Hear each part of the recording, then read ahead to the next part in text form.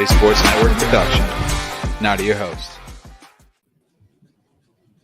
Hello? It's us, back from the dead. Don't worry, we're back. I'm Logan Stone, and welcome to the 7th inning. Stretch! Good. There's my co-host Josh, as always, like the hemorrhoids that he is. No, I'm kidding. I missed you, Josh. Sorry we've been out. It's entirely my fault. I decided to have a weak muscle in my arm. Okay. With us is our special guest, Jared Jones. No relation to Jerry Jones whatsoever. We won't talk about Jerry Jones anymore because this is baseball, first of all, and second of all, fuck the Cowboys.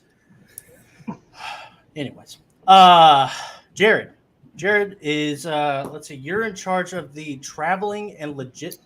I saw the name of your title. So travel and logistics for the Cleveland Guardians. Not originally from Cleveland, but this is my first year as the head, my third appearance with the Major League team, and my fourth season with the Indians, now Guardians. Nice. We'll get into that in a little bit, but so we know you. Well, we don't know you. We just met you 5 seconds ago, but you are best friends with our CEO. Were you invited to the wedding? That's the first question. No. I haven't connected with Brandon in a while, so we both have Blackburn College roots. He kind of shot me a message like, "Hey, do you have time?" I said, "Absolutely." Great people. Anybody that comes through Blackburn, I'll give them a shout out. It's good people the whole way. So bummed he can't be on here. I know he's coaching football tonight, but good people. Yeah. So just to be clear, you weren't invited to the wedding either? No. I wouldn't even blip on the radar. Oh my gosh. I don't get. You know what? Somebody needs to talk to this Brandon guy. He thinks he knows everything. He won't even invite us, his pride and joys, to the wedding, and not even his best friend in baseball. Okay, well that's sad. Well, let's get right into it. So this is your first year. Well, first of all, how did you even get into like this part of baseball? Did you want to be did you want to be in baseball and this was just a job, or what? Yeah, so I'll try to make a very long story as short as possible. Love baseball, played baseball, I have a background, kind of found a niche it's how I operate, which is the black and white, the operations behind the scenes. So I kind of refer to myself as the Wizard of Oz of our team. So if the curtain gets pulled back and you see them there, something's typically craps hit the fan and we're not in a good spot, just to call a spade a spade. So went to Blackburn College, played baseball. If you guys know anything about it, it's one of like 7 work colleges in the U.S. So all students have to work an on-campus job. It helps pay for the tuition. Nice. My first job was the assistant to the athletic director. And at the time, the athletic director was also head basketball coach. His name was Jason Baraboo. Jason said, "Hey, JJ, I really want to focus on basketball in basketball season. Can you help with like the women's basketball travel and meals and setting up buses and so on and so forth?" I was like, "Okay, I can do that, hotels, etc." So I started doing that. I'd have a team come back and they were like, "Hey, JJ, you killed that. Like, Jared, that was awesome." And I was like, "Man, this is kind of cool. Like, they may have won or not won, but like they had a good experience." And so that was kind of like the very first light that I got, that maybe the behind the scenes and not necessarily coaching was what I wanted to get into, because I wanted to stay in sports, definitely baseball. So anyhow, I went on. I was athletic department manager, which meant I ended up sharing an office with the AD.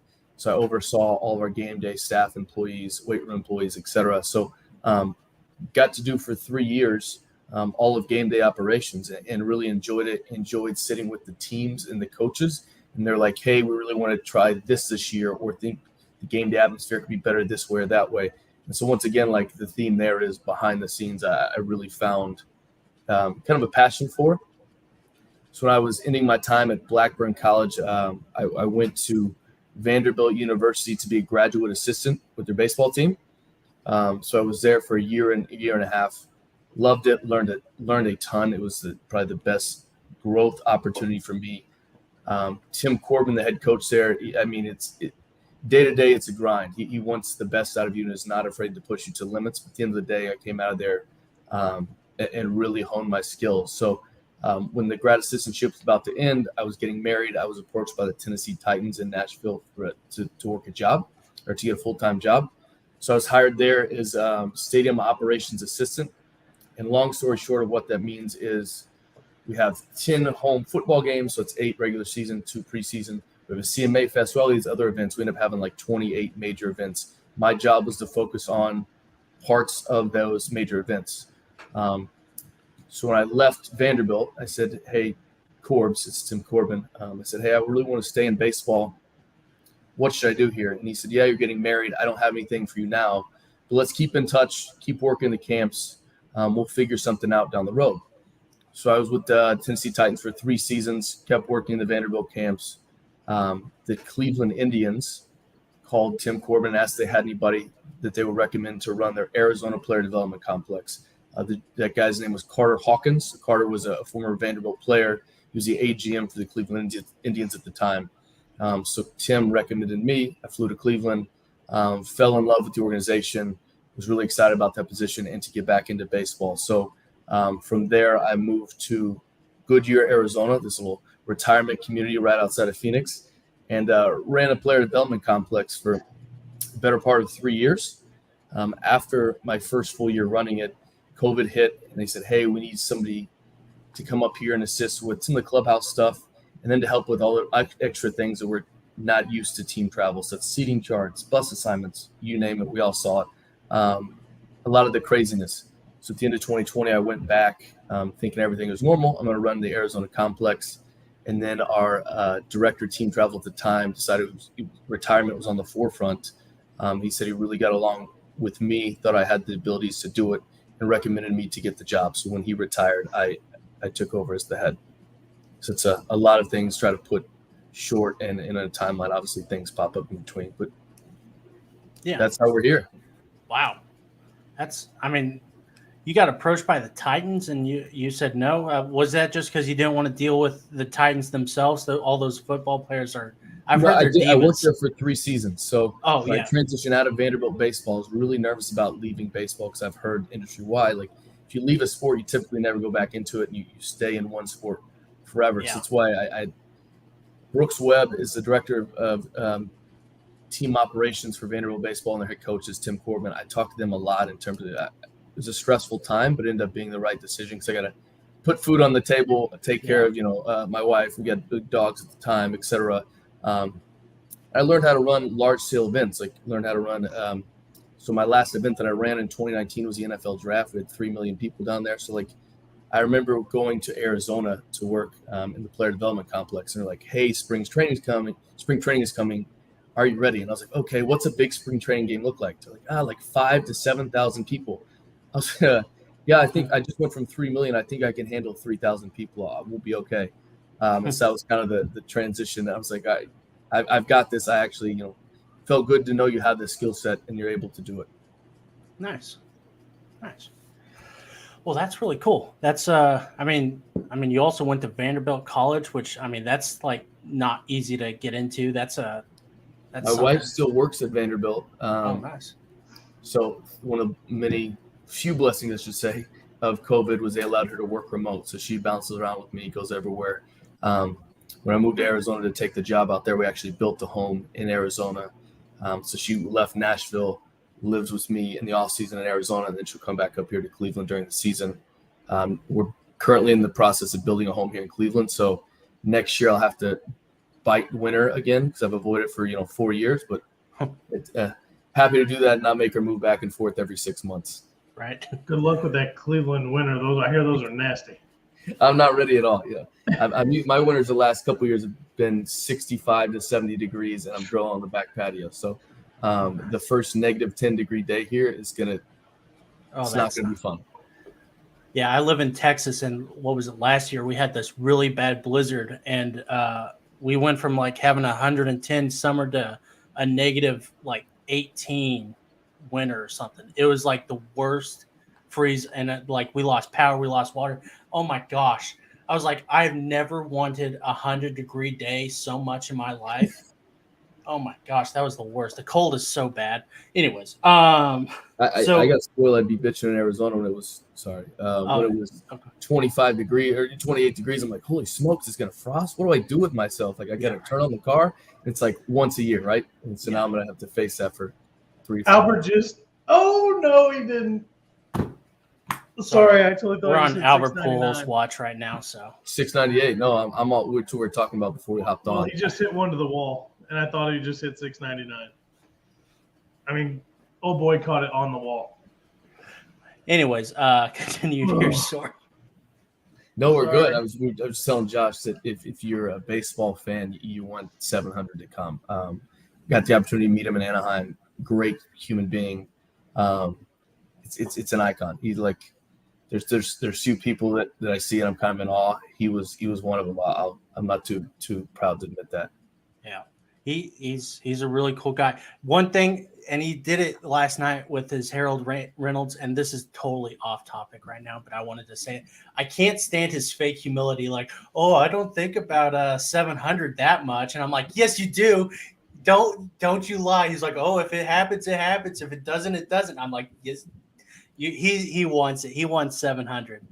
But anyways, so what is climbing the ladder? I guess you really didn't have to climb much of a ladder because the Guardians approached you, right? So there's a lot of bouncing around. So I would say I climbed the ladder in the long run. Necessarily in baseball terms, I probably had the quickest route to the big leagues of any staffer ever. Kind of a variety of things there: right place, right time, little luck, and then make the right impressions for people to believe in you. Climbing the ladder for me would have been when I left Blackburn. I was a graduate assistant. We don't get paid really. Obviously, you get schooling. So I would work from 3 a.m. to 9 a.m. at Dick's Sporting Goods in Franklin, Tennessee. If you ever drive through there, it's right off the interstate. Just know that I was there 5 days a week, 3 to 9 a.m. unloading trucks. It was awful, but it made me know that, like, I guess I'll say what I was doing for a reason. Like I knew that there was a bigger picture, and I knew I had a year and a half to 2 years to figure this whole thing out. So do that. Then I'd work at Vanderbilt 9 to 5. If I had class, I'd go class 5 to 9. If I didn't have class, obviously I'd stay at Vanderbilt till way too late in the night.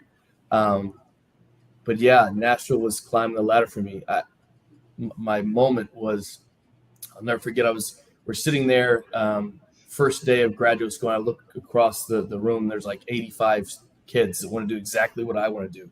And I was like, okay, so the same conversation is probably happening at like 100 different places on a similar day. So that's like X number of people I have to beat out or be better or prove myself in front of. And so anyhow, we just found a way. Nice. Josh, do you have a question at the moment? So besides the going from being a baseball guy to going and working in the NFL and doing the development out there in Arizona, which part's been the hardest for you? Not necessarily the transition, just was it harder running the development camp in Arizona? Was it harder working for the Titans? Is working for the Cleveland now Guardians harder? Like which job is the hardest of the ones you've had in your journey? So like they all obviously have their challenges. The NFL was a challenge. So I'm assuming, I think it's known. So we joke about it being called not for long. So the thing there is like coaching staffs go 8-8, they all get fired, or they go 6-10, they're definitely getting fired. Hell, they could have a winning season and get fired. Also getting no players is tough in baseball. If you're not performing major leagues, you go down to AAA. Or I'm with those guys in spring training that are in AA that make matriculate up. You have a lot more time with these kids, and like obviously people get cut along the way. But we're talking, if I draft an 18-year-old right now, he's not typically, unless he just totally underperforms. We've got 5 years with him, so I've got 5 years to develop a relationship, get to know his family, know his favorite foods, etc. The NFL was like, you come if you don't like game one, if you fumble, if you're running back, like see you later. I don't even remember your name. So that was it's difficult because I like to talk to people. I like to get to know them. I like to know their preferences. And the other thing that I struggled with is like you start the season 0-1, you kind of got to, for lack of a better term, you got to walk in on Monday like your dog died. Because a couple more of those and everybody's looking at each other like, do I have to find a job next year? So that was so condensed. It's very high intensity, I should say. Fair enough. Nice. So, well, I had it right here. So let's talk about the Guardians real quick, and then we'll get back to you and your job. This year was weird. They came off a season where they got rid of Francisco Lindor, their pride and joy, basically. And they didn't go out and get anyone, but they did extend J-Ram. So, like, as you kind of work for them, and you're also, you're kind of a fan too now of the Guardians, right? Yeah, when you're with the team, with the coaches, so we travel. We're together for 8 straight months. Every single day, I see these guys more than I see my family. So obviously, we're all invested together. Definitely would be a fan. Obviously, when I say that, I've got to kind of ride the wave. So when I have good days, I'm good. When I have bad days, like, it doesn't help any of the players to see me walk around with my bottom lip out. So fan, yes, but like obviously professional fan, we'll say. Professional fan. So, like, what were you expecting like this year? Because I know obviously you have to get the travel done, but was there anything that with them being better than what we intentionally expected? Was there something that kind of a wrench that was thrown into your plans? No, I think regardless of whether we're winning, losing, I go about my business the exact same way. So it doesn't really change. Maybe I see like comp tickets are higher, or we have more family members all of a sudden showing up on the road, or front office wants to travel more. So like maybe there's a little more buzz, but really I go about the same way. This time of year, it's different in terms of like this time last year. I was counting down the days, so I returned to Arizona. Right now, I'm working on playoff room blocks, for hotels, playoff flights, room blocks at home, etc., ticketing, so on and so forth. So I'm preparing for a whole nother thing that's like we've done, but not in terms of I've known for a year that I'm going to Texas on this day, or known for a year we're going to on Monday. After our game, we fly to Chicago and we play there Tuesday through Thursday. So it's different that like we should have the wild card. And the next, I don't know if we're going to New York or Houston. And so I have to set up room blocks and flights to both of those locations and bus and bags and so on and so forth. So that's the different part of my job right now. I think you said like, what is different? I think if anybody said they expected us to be in first place at the time of year, I'd like to call them a liar. Yeah, right. I think internally we didn't know what we had. We knew we had, we refused internally to use the term rebuild. We kept calling it retool, which almost makes me laugh. We knew we had a bunch of young guys that are hungry and have played together for essentially most of our team has played together since they were 20 years old. And we're like, this could be really good or this could be really bad. And thankfully it's clicked. Yeah. I mean, I like to use this word. It's a scrappy team. That's for sure. How far? So like you said, you were just planning for the playoffs. Like, when did you start saying, oh shit, I gotta get going on this right now? Cause there's a very real chance that we're going to make it. So my job itself, I'm typically working a year, a month and a week out. That's kind of my rule of thumb. So like, I know right now where we're going to be next year, and I've already signed that hotel contract. I'm working on a month. I'm working on postseason. So I started that in like middle of August. So like at the end of September, we're going to need to be able to move something. So it's done, quote unquote, but obviously every single day looks a little different because we're all watching the standings. And then a week out, I know next week goes Chicago and Texas. So I'm working on that. So same process, just kind of throwing in, oh, we could be in the postseason, and Lord only knows where we end up. That's probably the craziest part of this. Yeah, that's really cool. So let's get into a little bit. So you have to talk to the players, like you said. You kind of get to know what their preferences are on all these things. I don't need you to name names, but what is like the biggest diva thing? Like someone was like, okay, what, like I need things. Like only brown M&Ms in my room or something like that. Or the thing I'm blessed with, and this is kind of a cop out, is so I have a bunch of rookies, and so typically as guys get older, so if I ever say there's diva stuff, it's typically like Like, for example, we're just in Minnesota and a player came down, this is a veteran player, and he said, hey, JJ, is there anywhere other than Starbucks you have coffee right within the vicinity? And I said, oh, there's Caribou, but it's closed on Sunday. It's awesome next time we're here. And he's like, I'm not getting Starbucks. Where else can I go? And I said, well, they have lobby coffee. And he rolled his eyes and he was like, I refuse to touch lobby coffee. And he walked off. I'm like, coffee's coffee. Like, you need caffeine. Just, I understand it's not, gourmet. Those little things like will pop up. But for the most part, I'm very blessed with a team that's like, I don't know, maybe so young they don't know they could be divas yet. Yeah, right. I've had some divas in the past. So there'll be some guys that like just want special things in the room. So like whether that's like I had one guy who was like he wanted Jack, Sprite, chocolate covered strawberries, and what was the other thing he wanted? Me? Pistachios. And you're like, what kind of a mix is that? But like every single time, that's what he wanted in his room. You're like, okay, we'll find a way to get it done. So there's just random stuff like that pops up. Everybody has their own little quirks. It's part of my job is to navigate and try to see like who likes what, learn their wife, learn their family situation, learn their parents. So I can kind of project who's going to be where, et cetera. So just really get to know the guys. Do you have like you handle traveling for the parents too? So if parents do their own travel, with the exception of we're one of the organizations when a guy makes their debut, we will fly in their family, put them up in a hotel, and make sure they're there. Nice. Not all organizations do it. We've had 17 debuts this year, maybe 15.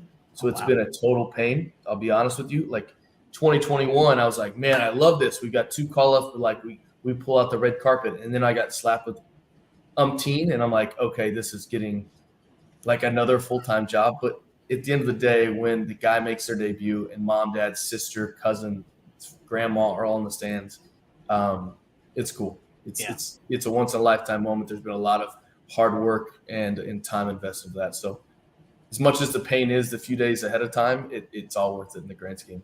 Oh yeah, I imagine. I got a question. Okay, go ahead. Before Logan moves on, it's similar to his diva question. Again, no names needed. But what's the weirdest, like, pre-game meal you had a player have to have before every game? Like, what's the oddest thing? Pre-game meals. Or something along those lines.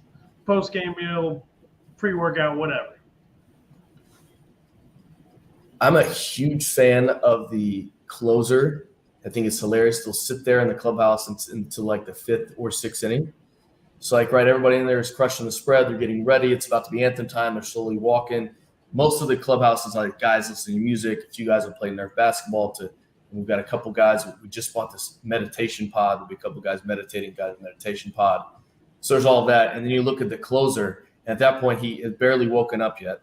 So by the time like inning 3, he's like slowly starting to stretch, decides to shower for the day. Inning 4 or 5, he's eating. Then he comes out, and then like inning 6 or 7 comes. He's like, "Hey, give me the golf cart. Let's drive me down." I always think that process is so funny because you have a 28-man roster, you have 27 getting ready for game time. This guy is not even like, probably 10 minutes out of bed. He just rolled out, hopped in the car, and showed up. But as long as they show up in the 9th, nobody says anything. Right. I never thought about that. The closer not always being in there. That would sleep and would tell us to wake him up in the 7th. And one time when the clubhouse guys woke him up in the 7th, and he must have been having a crazy dream. So he jumped up and like attacked him and like tried to fight the clubhouse guy. And he's like, whoa, like I'm just waking up. And when he finally came to realization, he's like, the closers are just a different breed, man. That they're God bless them. That you got to be different. The whole team has put you in a position to win. They're riding on you to come in and get 3 outs. I've never met a closer that is semi-normal at all. They're whack-a-moles. But like I said, it's the nature of the beast. Yeah, that's really cool. Have you guys ever seen James Karinchak throw? He was number 99. He goes into enters the wild thing. But if you watch him pitch, so he used to be one of our closers. He's now transitioned like more of a 7th inning guy. But when you watch his 15 knee pumps between every pitch, you're gonna be like, yeah, I can see why these guys are different. Yeah. A lot of pitchers we talk about like they have this tradition that they have to stand by, and that's really cool. It's really cool and really what pasta. I has to be a certain brand from a certain place. If you can't get it, or like, God bless our nutritionists, we go to different cities. Sometimes they can't find that brand, and they're like freaking out. I'm like, it's pasta, bro. Like, at the end of the day, it's all going the same place. Yeah, they get funky with it all. Like when you can talk to them, when you can't talk to them, it's one of those things with time. You just kind of figure out. Like you got to grab a guy that when you talk to him, you got like, all right, I got up until an hour before first pitch to speak to him, and then it's completely let him be. They're all different. Yeah, that's our co-host slash VSN co-workers. Carly Voontek said, should have made my debut tonight with my Blackburn alum and fellow manager on. Great guy, so knowledgeable of sports and walks in his faith. Nice. Carly, appreciate it. Carly, you need to come on right now. But yeah, that's really cool. I don't know if you actually know Carly or if she knows. I don't know. We work together. Oh yeah, Carly and I go way back. What the heck? I believe I went to my first ever Blues game with Carly Vunicic. Oh my gosh. Maybe my first ever hockey game too. I think it was. So I grew up in Bloomington, Indiana. Hockey is not even on the blip of anything in Indiana. It's completely basketball. Hold on, back up. You grew up in Indiana? Yeah, I'm a Hoosier. Oh my God. I spent 30 years of my life in Indiana, man. Spent how many? 30. 30 years. I love Indiana. It's born I grew up raised. in Noblesville. Yeah, I know Noblesville. And I lived in Carmel. I lived in Terre south Haute, of Greenwood. Bloomington, in Mitchell. All my family lives between Mitchell and now Ellettsville, which is a suburb of Bloomington. But absolutely no Noblesville. Wow. Yeah, man, I spent forever there. My parents had a house there for 20 years. Yeah, it was like, so I was like, hold on, Bloomington, what? I know where you're at. How much when I partying was in did college, you do I at went IU? back in the summer, and I actually worked for the football equipment room. And this is a side note, I know it's a baseball podcast. So I was doing that. They're like, hey, we'll pay you in gear, and you can work out here. And I'm like, oh, I need to work out. I can use the facilities. I can hit there. This is phenomenal. And so we're like in this first non-pad practice, and they assigned me with the running back room. And there was a running back time named Tevin Coleman, spent a little time in the NFL, whatever. So I was doing pass pro, and so I come off the line, and he literally steps up, picks me up, and throws me probably 5 yards. And I remember my feet are running through the air as I land. And I finally land down, and they all start laughing. They're like, hey, man, you got to prep yourself a little bit. And I was like, okay, these guys are the real deal. And that's like a low mid-major football team. But had a lot of good times at Indiana University. Love it. Diehard IU fans still. We've got Western Kentucky, which I don't feel confident about this weekend. That's a whole nother topic. Oh gosh, don't get Josh on that one. Don't get Josh going on that one. So, like, do you have a best player friend, or are you best friends with Terry Francona, or do you go, hey? Tito's a beautiful human. He's been around for a while, Hall of Fame manager. Super blessed to come into a guy like that is not trying to feel the ropes out, knows what he's doing. I'll just say he's a beautiful human being. We keep the clubhouse very light and like fun loving. So for example, so when Tito was in AA, he was a coach of Michael Jordan was on his team at the Birmingham Barons. His hitting coach is a guy named Michael Barnett. So those two are thick as thieves. They've known each other for 30 plus years. Anyhow, so kind of keep it light today, I got these T-shirts made with Michael Barnett's face on it. And like every single day, we just kind of poke fun. I don't know if you guys have seen I think it's TikTok or it's some sort of social media video where they put like a guy's face over the Keurig, and so it looks like water's coming out of his butt. So I dubbed the same thing in clip art and put Barney's face over the top of this. Every time we all get coffee, it looks like he's pooping our coffee pot. So we just keep it like kind of goes along with the youth of the team. 162 games is an absolute grind. I'll be honest, when I'm watching it, when I was playing college baseball, I was like every single night I turned on baseball, and that was awesome. And now that I live it, going city to city, landing at 3 a.m, being at the park at 1, I'm like, okay, this is a lot of baseball. If you don't love it, you're not for long in this game. But we keep it light, and he's a beautiful human being. He's great. How often do you go up to Tito and say, listen, I see you did this over here. I think you should have done that. And no chance. Yeah, never. Yeah, he's a Hall of Fame manager. I got no advice on that. That's really cool. Rookie of the year, Stephen Kwan. How cool is he? Is he like Lonnie's he great looks people. really humble. Like he looks like he could, like he's like low under the radar kind of, but also like the best guy in the clubhouse. Very nice guy. He's the one that he stops for autographs almost to the point it's almost annoying. So I'll get on the bus trying to go. I'm like, Kwani, come on, like let's roll. Yeah. Let's get on the bus and get out of here.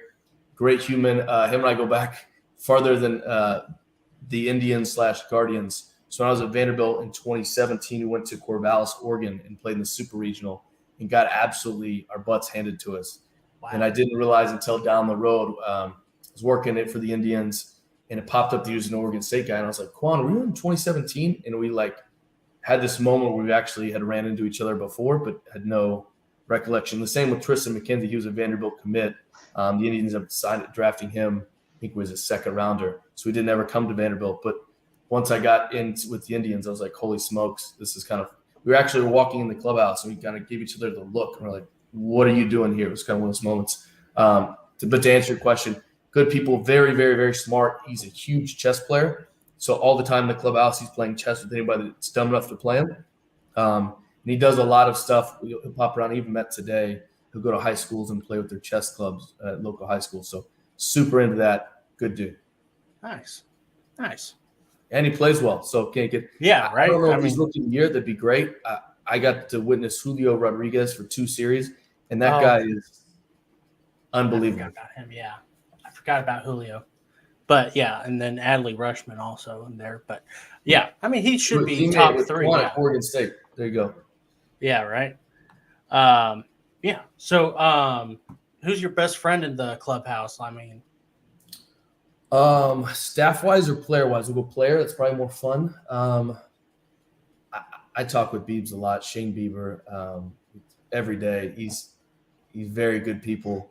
You got some beef with Bieber? No, I love Logan Bieber. wanted Bieber on the Cardinals. I love Shane Bieber. I want him more than I want a lot of other players. Like he's up there for me. He's a Cali boy, which I'll give him some crap about. And then like I'll call him show pony a lot because so we used to give that term to Lindor. We'd be like, hey, show pony just arrived because he was our show pony. We're only going as high as him, and I kid with Bieber, but I kid with him. I call him that in terms of like he's the absolute opposite of show pony. Doesn't ask for anything, goes about his business. Great. He's like a guy's guy. He just sits in there. We'll just bullshit about life. He's good people. Second to that, a guy that has MLB pedigree, Cal Quantrill's really good people too. So having those two be leaders is awesome. Jose Ramirez is phenomenal as well. I like talking with Jose and BSing. Jose's interesting in that like he comes from a little suburb outside of Santo Domingo in the DR called Bani, and it's typically the slums. It's not a very good area. So he doesn't really. I wouldn't call it he speaks Spanish. He speaks slang, and he doesn't really speak English. So he just speaks Jose. And it's like funny because everybody like doesn't know what he's saying, Spanish and English included, but you know exactly what he's saying in terms of how his tone and how his mannerisms. So Jose is Jose, and we're very fortunate to have that guy for the rest of his big league career. Yeah, I love about all 3 of those guys. I love Tristan McKenzie. I love Quantrill. I love Bieber. I love J-Ram. I love who's the first baseman whose name escapes me? Yeah, Josh, good dude. Yeah. Oh my gosh. Yeah, every once in a while, man, he'll find some crazy streak in him. So if you watch the clips from when we beat the White Sox there, because he's over apologetic and be like, "Hey JJ, can I get? I'm sorry." I'm like, "Hey man, this is my job. Don't say sorry." He's like, "Oh, I'm sorry." I'm like, "Seriously, if you say sorry again, I'm gonna take offense." Sorry. And then like something in Chicago happens. He's like slamming his helmet, headbutting people. You're like, where did this guy come from? He's so got another level sometimes. Oh gosh, I love that energy. It's the greatest energy ever, especially for baseball. Walking in, so that all happens, and we're waiting like to celebrate because it was a huge win. And it's like we're going on, go forth. And he just comes walking, he just flips over a clubhouse table, and everybody's like, "What?" And then like he went back to it, but for a second you're like, "Who is this human?" Because like I said, he's just like very even keel, over apologetic. Asks about family, etc. He's a good dude. Nice. There are not many bad guys in this clubhouse. To be honest with you, it's a blessing. It's probably I was actually talking to one of the Twins guy, one of the players post game, and they're like, "Man, you guys just grind out wins," and I really think it's because we have young guys that love the game, love playing for each other, and we just get together really. We work very cohesive. So typically on a team playing, you look back and there's like this group playing cards and this group playing cards and this like these 10 guys sitting by themselves and like maybe another 2 that's kind of segregated. These guys, it doesn't matter. Everybody's next man up the card table, staff included. It's a group that's a lot of fun to be at the ballpark with. Nice. Hey, we have Jerry, a question. We just got okay. We just got a question from say- our boys at Fat Boy Fadeaway. Who is considered the fan favorite out of all the Cleveland legends? Ricky Vaughn, right? Yeah, I love Ricky Vaughn. There you go. I'm trying to think who everybody blows up. Kenny Lofton's a huge deal here. I really like Kenny. Met Kenny when CC Sabathia comes back. Even though he's obviously like a little bit of a Milwaukee guy and definitely a Yankee guy. People blow up over CC.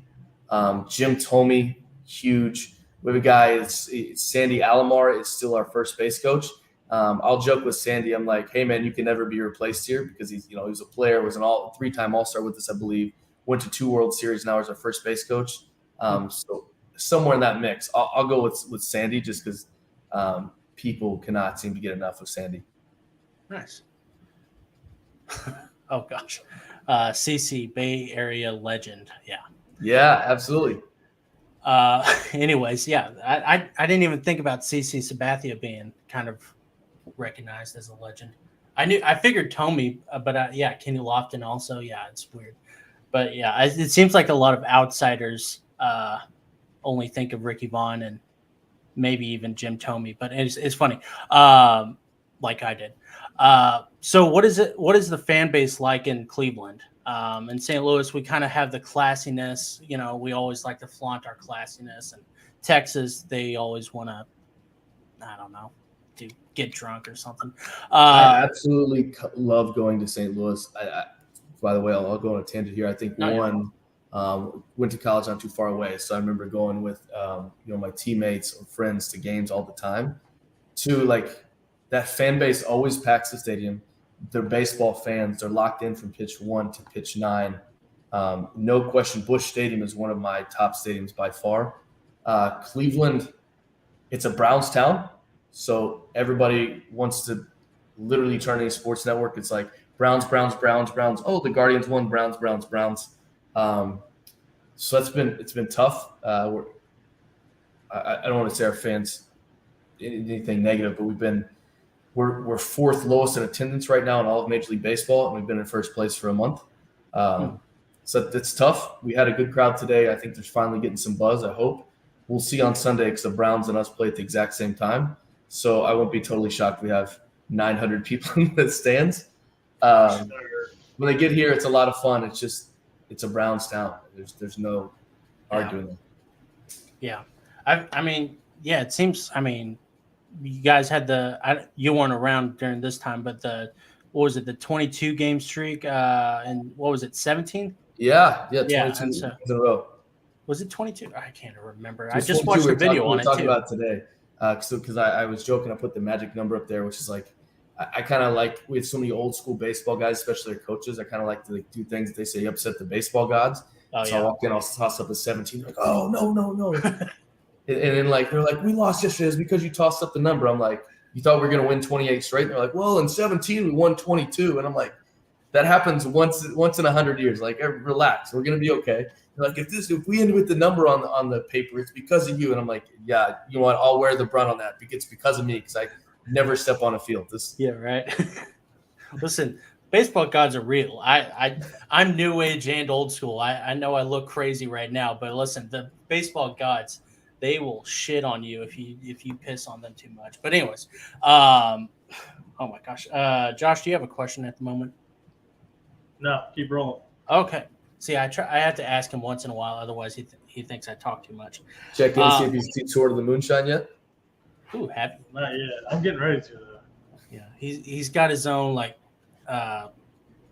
factory back there in his backyard at his farm or whatever. Not quite, but no, I'm out of my personal right now, so I'm drinking store bought. So, yeah, I mean, like, how often do you have to travel every series? Yeah, Or you so can't? the way I kind of explain is like we don't have a game without the manager, and we don't travel without the director of team travel. So 162, I'm locked in. I'm at every road trip. That's kind of my bread and butter. It's what I get paid to do.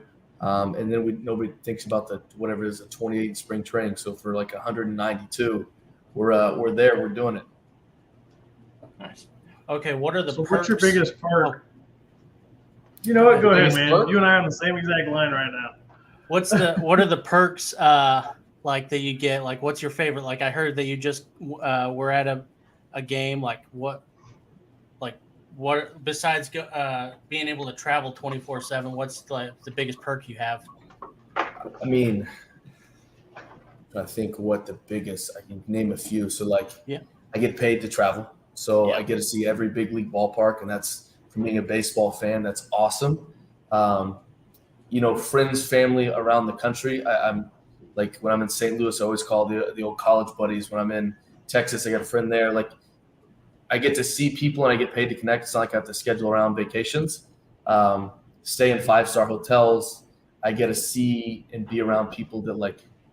I get to sit down and break bread and have a beer with Terry Francona, and we'll talk about stories or the Red Sox, or I just mentioned Mike Barnett. He'll tell me stories about him and Michael Jordan, and that's like so cool. And I eat that stuff up. So I would say like traveling is awesome. Seeing the ballparks are awesome. The stories I get to be privy to, and then like the thing nobody sees behind the scenes. Like obviously the cameras go on in 1 through 9, but there's so much that goes on before and after. It's a lot of fun. Yeah, that's really cool. So where do you typically sit? Do you like sit in a box with the GM, or do you sit like? So every travel guy is going to be different. I learned early on that you establish your routines, you keep them, and that's what kind of keeps you sane day to day. So you could watch a Guardians game the rest of the year, and it's going to be weird now because you know exactly where I am. Inning 1 through 6, I go to the weight room and I'll work out. So I'll kind of Billy Bean it. Okay. When I was watching Moneyball, I was like, so for me, that's my only downtime. So like pregame, I'm helping with player stuff, tickets, family needs. The game starts, I'm down. That's kind of my like catch up, breathe time. And post game, whatever pops up, it could be player moves, could be something else coming up, could be getting out to the hotel, flying out, etc. So I'll Billy Bean it and work out during the game. Inning 7, I'll obviously as the game's going, I'm trying to project. I'm like, okay, our starter went 4 innings. We had a bullpen guy go cover 5, 6, and 7. We're light on arms. Where's Columbus is our AAA? Where's Columbus at? What are the next flights? And then I start thinking that way. Get to inning 8 and 9. I'm preparing like the buses are on standby. This is going to be our times. Kind of going that route. What else is left to catch up? So every single game, that is exactly what I'm doing for 162. Yeah. Okay. So the downside is you don't really get to sit and watch the games. I don't watch outside at all. I probably have seen like in the stands, like I'll pop up to say hi. Like if my mom and dad are there or friends, family, I'll pop up and I'll typically like see them for an inning. But no, I actually, it's funny. My uncle likes to text me and be like, where are you during the game? So he likes to get like the picture of me in the workout room watching the game on a TV, the same as y'all do. Mine's a little less delayed. It's only 15 seconds delayed. So I get it obviously way before. But yeah, I'm not out in the dugout. If you ever see me in the dugout, no like DEFCON 5 is hit because there's 28 players in there. We have 8 coaches. We have a translator. We have 3 trainers. We have a mental skills coach. And like the last place I need to be is adding another body into an already cramped dugout. Every once in a while, I'll pop up and we have a security manager. He sits over the family section.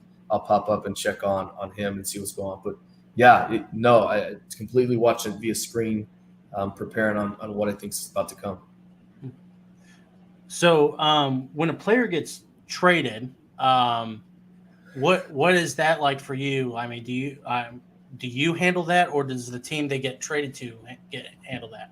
Yeah, I'll give you a story. So my first time with this, so in 2021, the gentleman at Mike Segi announced that he was going to retire. So he stayed back and did the admin. I was boots on the ground, so I traveled and did the day-to-day stuff there. So trade deadline come, we're in Chicago, we're waiting. Since I went to, I'll call him out. Illinois guy, Phil Maton, is a relief pitcher. Great human, one of the closest relationship I've formed. Phil would wear these floral shirts. I'm going to give you a long story here. And so we talk about it. So Phil got me a floral shirt because I would be like, oh, Phil in the flowers. And so I put on this floral shirt, and I'm like, it's a nice button-up shirt. I'm like, okay, I'm looking nice. I'm standing by the buses. I get a phone call from our GM. They said, hey, do you know where Phil's room is? I said, yeah, it's room called 500. I said, yeah, what's going on? Like, hey, we just acquired, we just did a 3-team trade. Phil's going to go to the Astros. Can you go knock on the door and let him know that he's a stay put? So I go up and I knock on the door. Phil opens. He's like, JJ, you look so good in the floral. We're talking about blah, blah, blah. And I'm like, yeah. And I said, and I got the stern face. Like, well, Phil, I'm not just knocking on your door to let you know that I'm in a floral shirt. You've been acquired by the Houston Astros. He's like, what's next? And I said, so they're going to bring you to Houston. Hang tight in the hotel room. When I get to the ballpark, I'll have them pack all your stuff. I'll send it back to the hotel.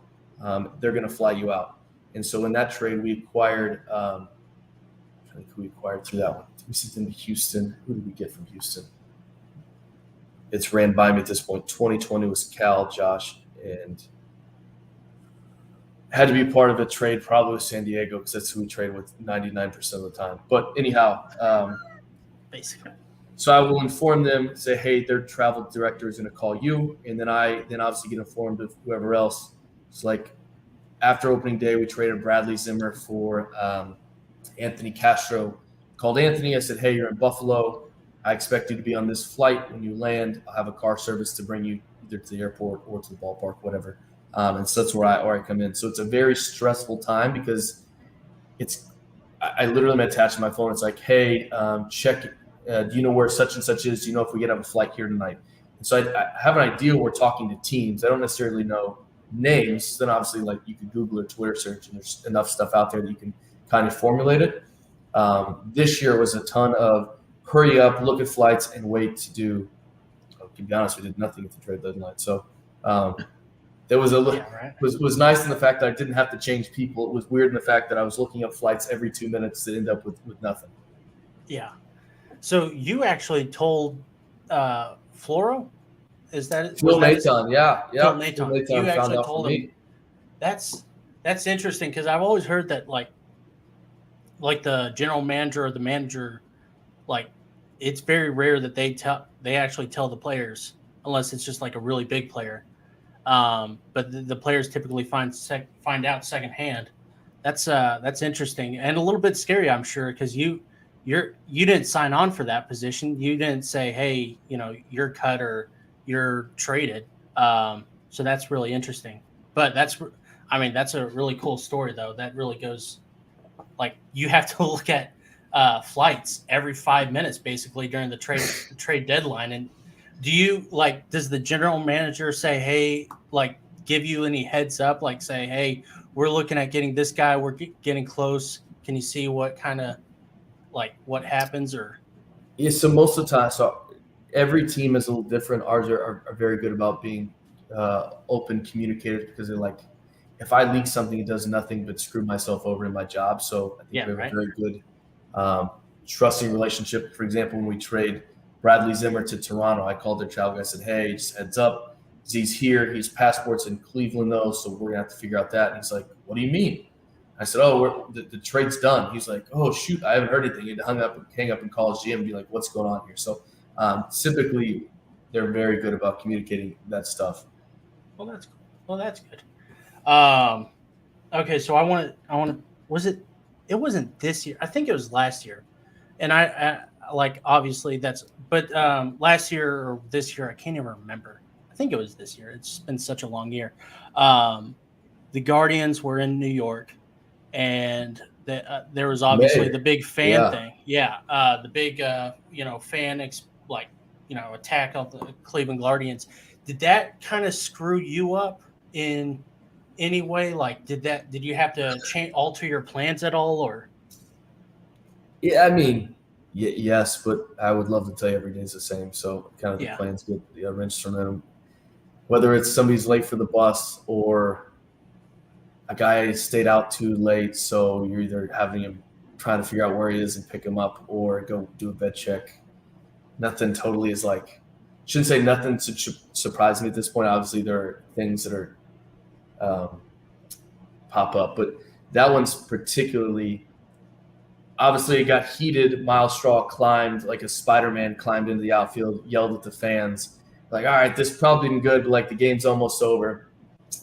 When they have the walk-off, so in the visiting clubhouse, every single time, as soon as the game's over and you lose, they turn all the TVs off immediately.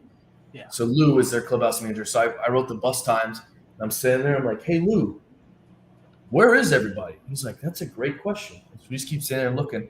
And so I'm like, I'm going to go to the dugout. Something's got to be on. It's just one of the few times. So I walk into the dugout. I don't know if you probably could see me if you had a full screen pan. I get to the front, and I just see right field absolutely parading down with beer, shoes, water, like everything these people could grab on. I was just throwing down there.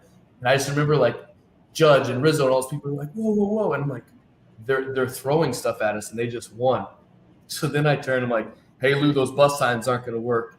Can you grab PD and bring him in here? So I was like, hey, do you think there's a threat here? What do we do? And he's like, yeah, they don't seem too happy. And I was like, oh, no kidding. They don't seem too happy. They just hit one of our guys with a beer can. So I was like, can we get a police escort? He's like, oh, yeah, we probably could. Do you think that's necessary? And I said, you just said they don't seem too happy. He's like, yeah, you're right. So then we like push the buses back. So we typically go like 30 minutes, 45 minutes. Everybody's gone within an hour. We pushed all the way back to 45 minutes to give the fans time to get the heck out of the Bronx. And then we had a police escort back to the hotel. I had a conversation with Miles, and I was like, hey, man, do me a solid. Don't leave your room. And if you need to leave your room, call me. I'll go get whatever you need. Because we were getting some calls to the hotel. So typically most of the teams stay in the same hotel. Calling, it wasn't anything death threat. It was like, Miles Straw, I'm going to F you up. Miles Straw, you're a bomb. People were standing outside the hotel, whatever. So, yeah, anyhow, I was like, don't leave your hotel room. If you need anything, we'll figure it out because you're a wanted man in New York, and we have another 2 days here. Yeah, that was a rough, I mean, never a happy series. Yeah. We covered it unless on the show. Unless they're winning 100 games, they're literally always mad. I don't know. If yeah, they're weird. I mean, it's – that was such a weird game and such – What was that? I said I talked about St. Louis earlier. The polar opposite of that is the New York game. New York, like, yeah. People are there, and it's almost like a mall in the concourse. There's like so much to do that isn't baseball. And when they finally do watch baseball, they're just booing their own players the entire time. You're like, what's going on here? It's weird. Yeah. But yeah, like so yeah, like what? Yeah, that's so cool. That I mean, because I thought that since you were kind of the director of traveling, you kind of talked to the players, but you didn't really have in depth. But you're in the weeds with them, like we're together. It's like I said, it's 162. So tomorrow we have a day-night doubleheader. So we play at 1:10 and 7:10. We'll all be there about 9 in the morning. We'll be there until 11:30 or midnight. So like. You spend that amount of time with somebody every single day. We see each other more than family. We're sitting on flights together, etc. We're it's about as close as you can get. The downside of that is when guys get traded, released, cut. We released a guy named Franmil Reyes earlier. Now he's playing very well with the Cubs. Fran and I became extremely close. His mom had some health issues, and I was there with him. We've had a lot of personal conversations, and so. Those times, because you get to know each guys so much, it's tough because try to throw an example. There's now a field named Jordan Luplow that works or plays for the Arizona Diamondbacks right now.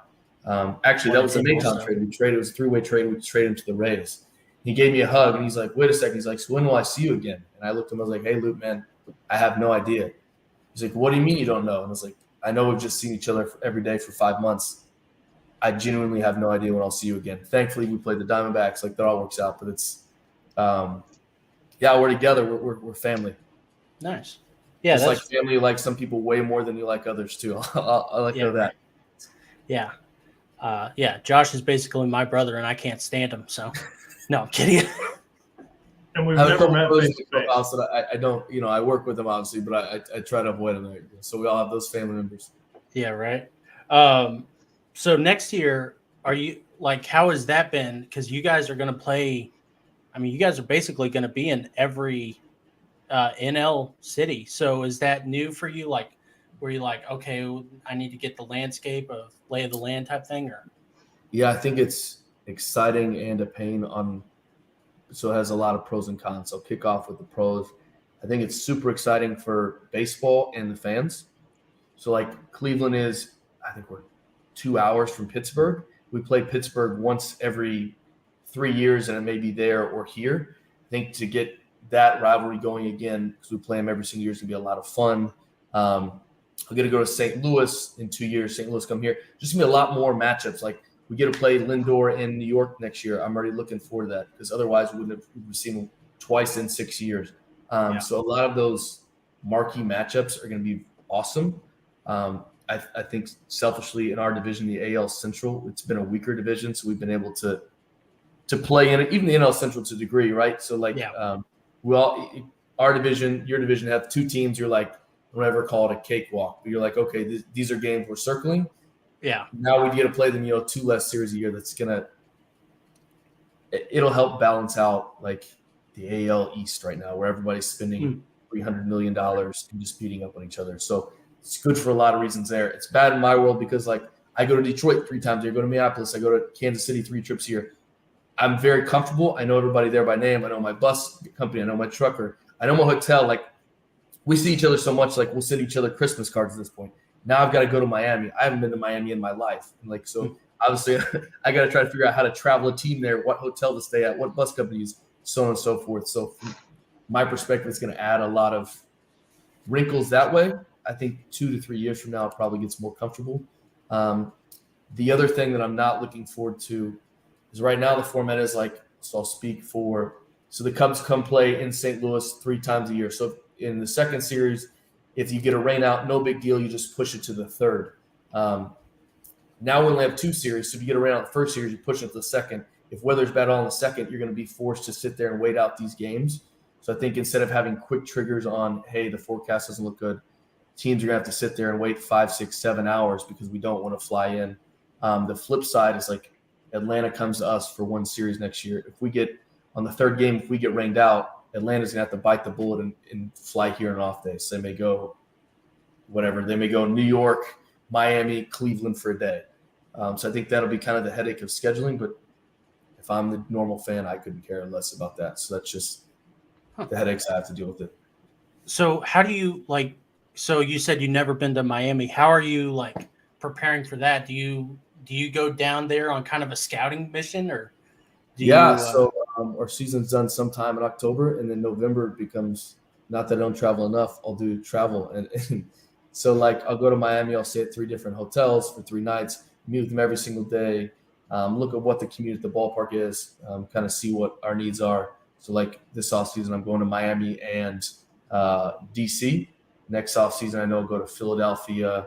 I'll check out Milwaukee. I think there's another check out, but yeah, I'll go. Thankfully, I live in Phoenix, so that's an easy one for me. We haven't been back there in a little while, but off season sometimes becomes travel again. It gets to be a little more pleasurable in the off season, though, right? I mean, way more pleasurable. Yeah, you're out there doing research for work. I only have to worry about one person. It's not. So they say I'll call it a traveling circus, but as soon as we leave, as soon as the game is over and we're going on a road trip, I have 65 to 75 humans, and like I am personally responsible for it. Get us on a plane, get us there, get us in, get us to a ballpark, etc. When I go in November, I think I can worry about myself. I'll survive just fine. So you're really just you're a professional chaperone. basically. I mean, this in job dumb is down terms. called the traveling secretary, and it's probably not too far off because sometimes it is glorified babysitting. Yeah, That's called that. How many people do you have like under you that you kind of? My department's Department of 1. Really? Yeah, You do so I all do that have some stuff? oversight of the Arizona complex still, but that's totally separate from team travel. So I'll do all the team travel on myself. Wow! Oh my gosh! They don't give you an assistant? No, it's a one-man show. Good Lord! God, I hope you're compensated well. I enjoy what I do. So He's going to Miami to 3 high-end hotels in the off season. That's I true. think he's doing okay. we'll do all right. Yeah, man, that's. as long as the wife gets to go with. I thought you Oh, had. 100%. Yeah, she's got those circled up. She's like, this one has a beach and that one has a beach. She's like, okay, I think we need to look at those two. I'm like, all right, honey, thank you. Yeah, right. Gosh. That's Oh my awesome, though, gosh. man. I'm jealous. Yeah, that's really cool. That's I mean that's an interesting thing. So like whenever you get to a ballpark that you've never been to, like do you get to go like before the game, before the fans even get to be let in? Do you get to go around to the entire park and just look around? Like we have a 7:10 game in called Chicago. We have a 7:10 game on Tuesday. We're there by 1, so typically 6 hours pre, unless the 1 o'clock game. They're there like 4 to 5 hours pregame. Day one, always, regardless of where it is, I check in with the clubhouse manager, security, maybe take a little lap. If it's somewhere I'm super comfortable with, I'll just go straight to work. Somewhere I don't know at all, ask security, like, hey, give me the lowdown. Show me physically where the will call is. Show me physically where, like, we have family in the area and they're going to be in the player parking lot. Where is that? What's my access? Like, how do I get to and from? How do I get to the concourse? Heaven forbid a family member needs something. Where the bus is going to be staged, et cetera. So, like, I've been to all but, like, probably been to 24, 25 to 30 already. So, like, for the most part, we get in. I'm very comfortable and know my bearings. But, like, when I go to Miami for the first time, that's going to be hour number 1 is give me everything in a nutshell I need to know. Hour number 2 then becomes like, if I have a player move or somebody needs a car service, like who do you trust as a limo driver? And sometimes those are pretty crazy characters. How far is it to the airport? Those kind of odds and ends questions. Is anywhere open till 2 a.m. around the hotel? Because if we get back at 11 and a guy's hungry, then we feel like, hey, do you know any wrecks? And so I have 2 or 3 to kind of shoot him that direction.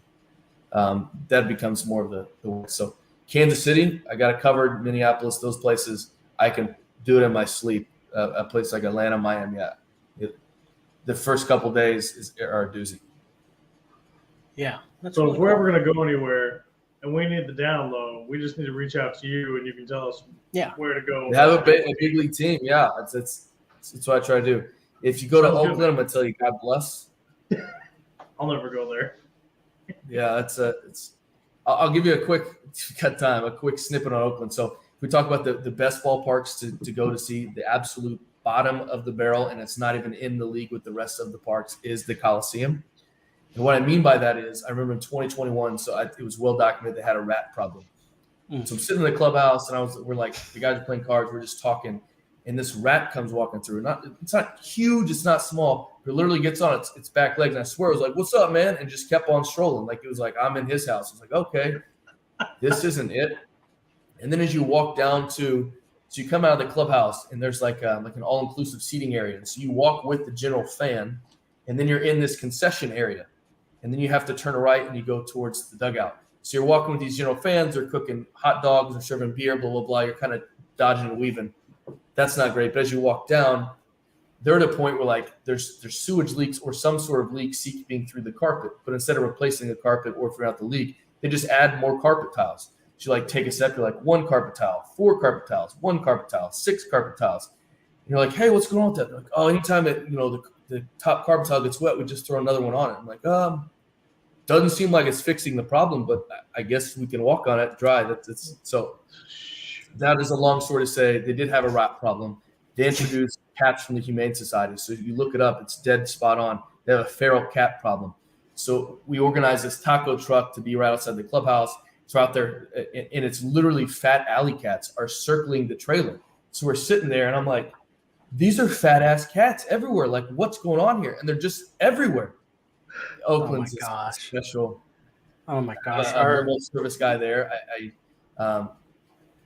they said, hey, this guy's a little different, but he's aces. So I called him, and he comes rolling. And he's got, like, literally magnifying glasses. He's this huge male that tried to, like, huge man. He's probably 6'6", 400 pounds. He looks like he's trying to wear a size XL button-up shirt. He's just completely busting the seams. And he is aces. He's spot on. He came in. He's like, hey, good to meet you. And I was like, what's up, man? And so Oakland is just its own special everything in Oakland. Oh, my gosh. Good to know. Don't go there. If you want to go to a park, you're blessed with St. Louis. Obviously, you're not going to like the Wrigley answer. Fenway's incredible. Atlanta's a lot of fun. Oh, yeah. Seattle's a good ballpark. So you're going to feel the temperature, which I really like, but you never get rained on because they have a retractable roof. if you ever get a chance to go to Toronto, it's up there as well. It's just a different I want to go to Roger. Is it Rogers Center? I wanted to say Toronto. Roger Dean. Yeah, but I wanted to go there during a playoff game. Because those fans are just electric, and inside that enclosed building, that place probably just reverberates like none other.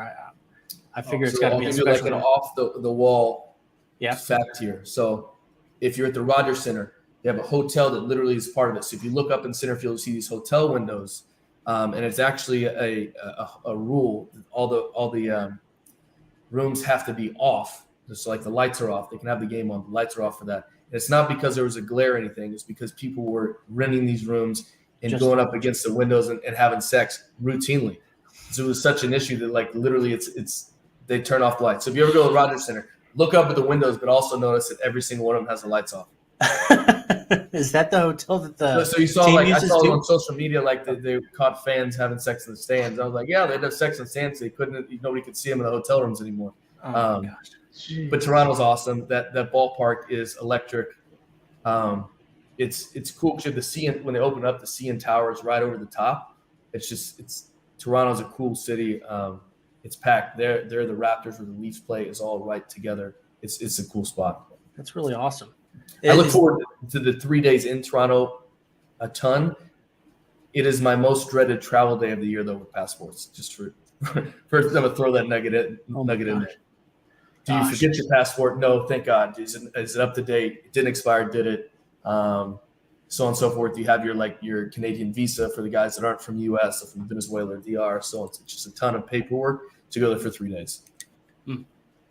Gosh, that's really cool. And then you have to be vaccinated on top of it. So then, thankfully, we only have a player or two that can't go. But there's some teams like the Royals had like 14 they couldn't travel to Toronto.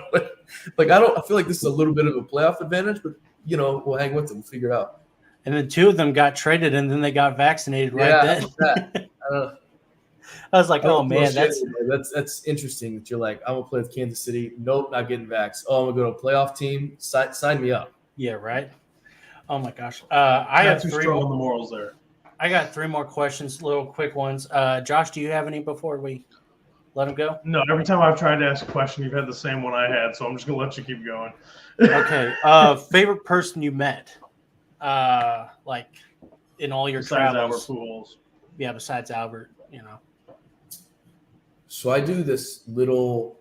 I try to pick a guy or 2 a year, and I get their jerseys, and I'll go over and I'll meet. It's something like because we're both in clubhouse right next to each other, so I've had the opportunity to meet Albert Pujols. It was really cool. Another one I have I think I'm 5. So Albert Pujols, Yadier Molina, Salvador Perez, Miguel Cabrera, and Clayton Kershaw. All for me, those guys are like baseball staples and icons. And so to meet them, talk to them, have them sign my jersey, personalize it or their jersey. Those were very cool. Tom Hanks came and threw our first pitch this year and got a picture and signed the ball. That was pretty cool. Drew he Carey, threw a volleyball, right? Guy. Do what? Tom Hanks threw a volleyball, right? Yeah, it rolled out there. It was Wilson. It was very cool. That's what I thought. I thought it was Wilson. So he got his acting start here in Cleveland at Playhouse Square. He's not from here, but that's his tie to Cleveland. Drew Carey is obviously from here. He has the Cleveland Rock song is all about him. So it's kind of cool. I just met Commissioner Manfred, and at the end of the day, he's my boss, so I'll keep any comments there. That was cool to meet the commissioner, and he was very nice and cordial. Was professional.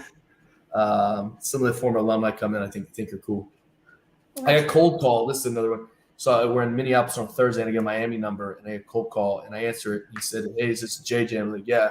He said, "This is Raul Ibanez. You have a chance to talk." And sometimes those moments, and I said, "Who is this?" And I asked, and I was like, "Tell me a fact about you." And he said, where he played or whatever, one of his years. I was like, "Okay, what do you need from me?" So those things will happen, and I sit back. I'm like, sorry for the statement. I'm like, what the fuck just happened? Did my phone really just ring with that? Kenny Lofton, I'll get a buzz. He's like, "Hey, JJ, can you help me tickets in LA?" I'm like, "Did Kenny fucking Lofton just call me?" Those things happen all the time. In the moment, it's work. You're laser. And a lot of times I sit back and I'm like, what just went down?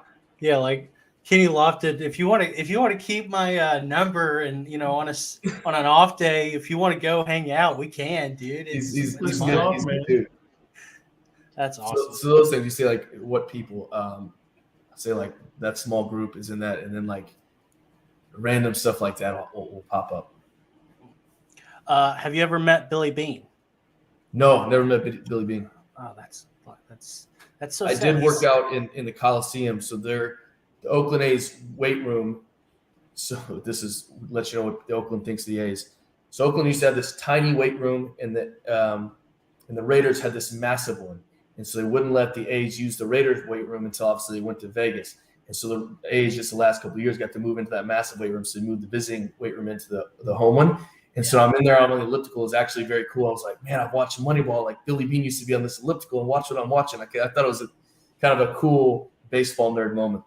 Yeah, That is cool. definitely. So it's the actual weight room that they filmed in. No. So they filmed somewhere else. I'm just saying. You're okay. It's the one he put on like whatever the Walkman. He was listening to the game as he work out. Oh gosh, that's awesome.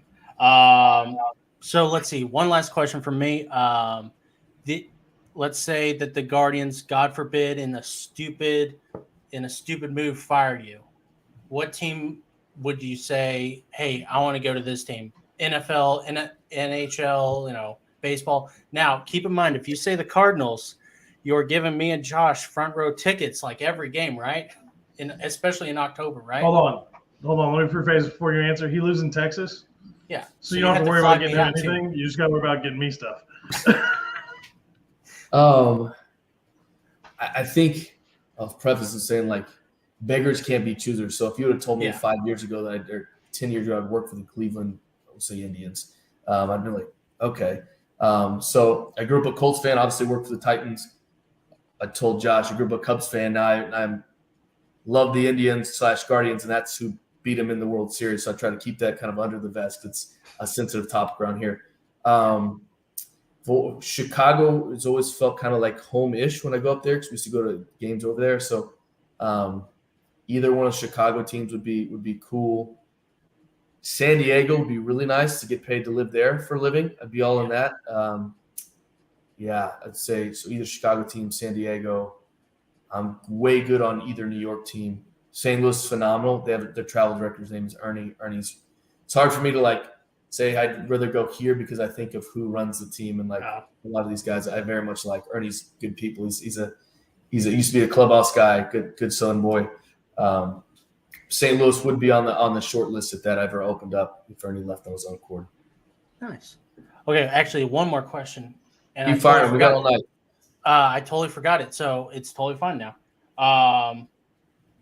Well, thanks for coming on, dude. That was really insightful. I mean, whenever Brandon told me that, I was like, okay, cool. We got a director of traveling, and I was like, okay, I can make this work, or will not make it work, but it was just it'll be an interesting perspective. This is not special at all. What do I got to find to kill an hour? Yeah, right. Well, no, I was just like, man, I don't know anything about traveling. I mean, I go on road trips and that's it. I don't know anything. I'm a caveman. I stay in my house. Anyways, but you definitely changed my mind. Now I want to grow up to be a traveling secretary for the Guardians. Or director of travel for the Cleveland Guardians. No, I appreciate you saying that. I enjoy what I do. Obviously, it's fun. It's a lot of work, but it's a blast. So, yeah. Well, that's really cool. I know Josh really appreciates this. I appreciate it. VSN appreciates. I must not have talked long enough though, because he didn't ever tear into the moonshine. So I needed to. Oh, he's been drinking out of the bottle for the last 30 minutes. Oh, perfect. All right, good. So I've been in it. I did worry enough to tie into that. I'm glad I lived up to it. When I turned the screen off and I walked away and I came back, that's when I started going. I got you. Yeah, we're a bunch of alcoholics here on the VSN. I need to. Friday and I'm on vacation. Yeah, right. I'm on vacation too. If you hear anybody say they're a baseball guy, it's code for they're probably. This is great. It's a Cleveland brewery. Fat Heads.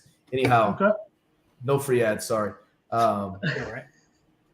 If you hear anybody say they're a baseball guy, it just means they're an undercover alcoholic. So birds with feathers flock together. So anybody like, yeah, he's a baseball guy. I was like, oh, so he loves to just drink a casual 10 a night and then pass out and do it the next day. This is awesome. Well, see Yeah. now, you're from Chicago, and so that just makes sense because all those Cubs fans are drunk like 15 times. The a Wrigley week. bleachers are yeah, that's a riot. The Fenway snake. is very much similar. There's a rain delay. Sorry to keep it, but there's a No, rain no. delay this year in Fenway Park, and they put a DJ on, and it turned into like the biggest fraternity / sorority party I've ever seen. It was nuts. It was raining. Everybody was watching. I was like, "What is happening? This place is awesome." So anyhow, go to check out Fenway at some point. Josh, I can't tell you to go to Wrigley because you're gonna hate it regardless, but it's a good place, and It's a dream for me to actually go catch a game there.